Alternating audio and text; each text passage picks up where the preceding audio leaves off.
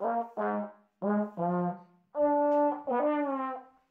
va faire un petit exercice classique sur le chapitre énergie chimique. Donc on va prendre une voiture à essence, un hydrocarbure C8H18, son PC 40 mégajoules par kilogramme, la densité 0,75, une consommation de 10 litres pour 100 km.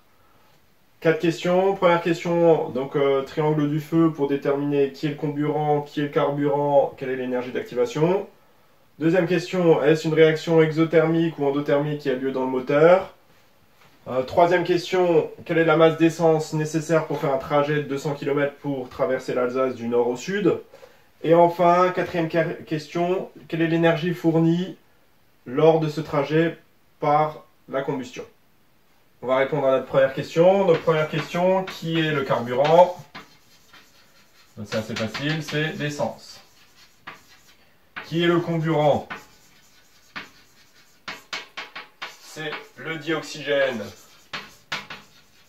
de l'air, qui est gratuit, hein, c'est pour ça qu'on utilise O2 comme comburant. Et enfin, l'énergie d'activation.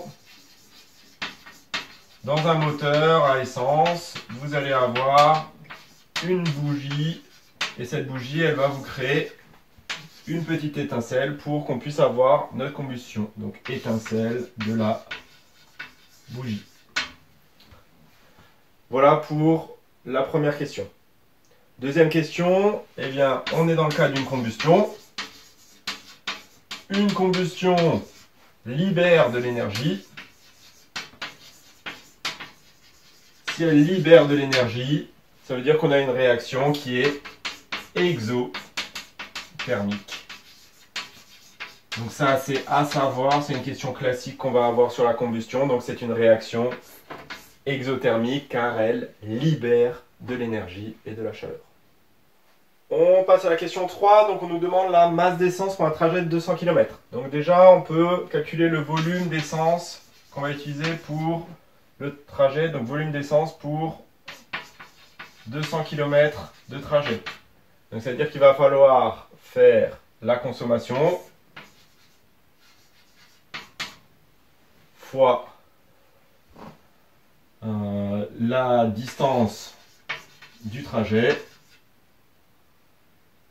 Donc distance du trajet qu'on va diviser par 100, puisque c'est pour 100 km. Donc ça va nous faire 10 litres fois 200 divisé par 100, donc 10 fois 2, donc ça nous fait 20 litres déjà de consommation pour traverser l'Alsace du nord au sud.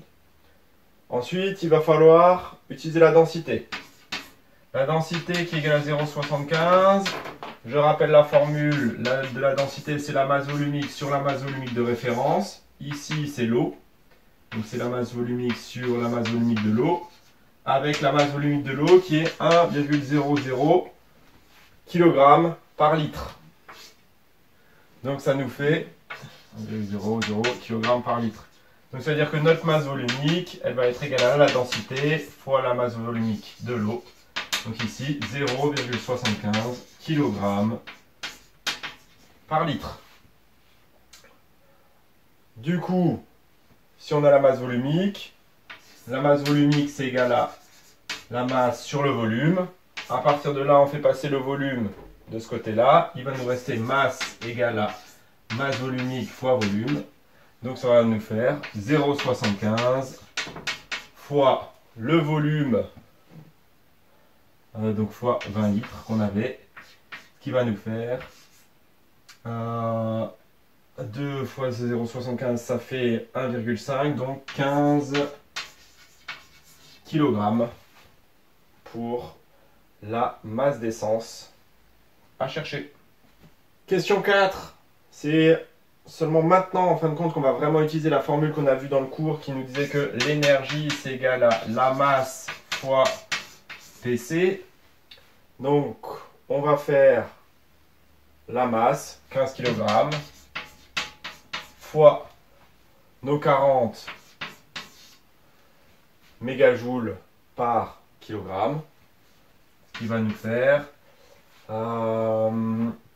4 fois 5, 20. Je retiens 2. 4 fois 1, 4 et 2, 6. Donc ça me fait 60. J'avais ici un 0. Donc ça me fait 600.